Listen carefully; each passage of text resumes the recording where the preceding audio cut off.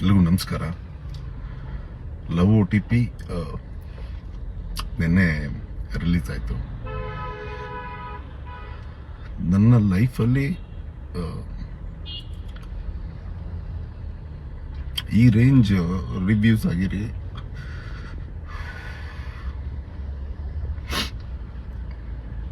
Block buster reviews ಬರಲಿಲ್ಲ, ಯಾವ ಸಿನಿಮಾಗೂ ಬರಲಿಲ್ಲ. 14 ವರ್ಷದ ಕೆರಿಯರಲ್ಲಿ ಈ ರೇಂಜ್ ಬ್ಲಾಕ್ ಬಸ್ಟರ್ ರಿವ್ಯೂಸ್ ನನಗೆ ಯಾವತ್ತೂ ಬರಲಿಲ್ಲ.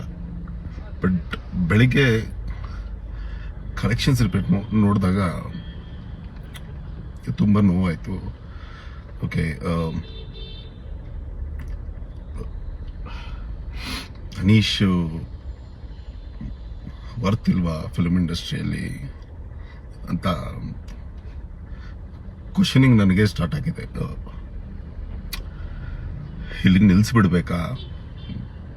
ಬಿಕಾಸ್ ಇಂಥ ಬ್ಲಾಕ್ ಬಸ್ಟರ್ ರಿವ್ಯೂ ಬಂದ್ರೂ ಯಾಕೋ ನಾನು ರೀಚ್ ಆಗೋಕ್ಕಾಗ್ತಿಲ್ವಾ, ಇಲ್ಲ ಜನನ ಸೆಳೆಯೋಕ್ಕಾಗ್ತಿಲ್ವಾ? ಬಂದು ನಿನ್ನೆ ಪ್ರೆಸ್ ಅವರೆಲ್ಲ ಕಾಲ್ ಮಾಡಿ ಅವ್ರು ಶಾಕ್ ಇದಾಗ್ತಿದ್ದಾರೆ.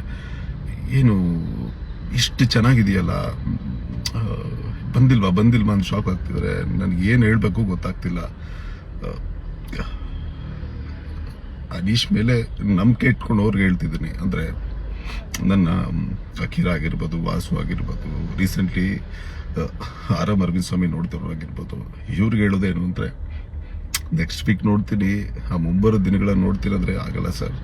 ಯಾಕಂದರೆ ನನಗೆ ಅಂತ ಯಾರೂ ಇಲ್ಲ.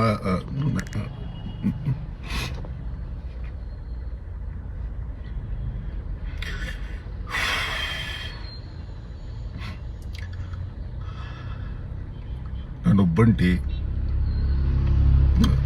ನನಗೆ ಬ್ಯಾಕ್ಗ್ರೌಂಡಲ್ಲಿ ಎಲ್ಲವೂ ಆಗುತ್ತೆ. ನೀನು ಬರೀ ನಟನೆ ಮಾಡ್ಕೊಂಡಿರೋ ಅಂದರೆ ಅದು ಆಗದಿರೋ ಕೆಲಸ. ನಟನೆ ಜೊತೆಗೆ ಎಲ್ಲವೂ ನಾನೇ ಮಾಡಬೇಕು. ಸೊ ಇವತ್ತು ವೀಕೆಂಡು ಏನಾದರೂ ಉಳಿಸ್ಬೇಕು ಅಂದರೆ 2 ದಿನ ಅಷ್ಟೇ.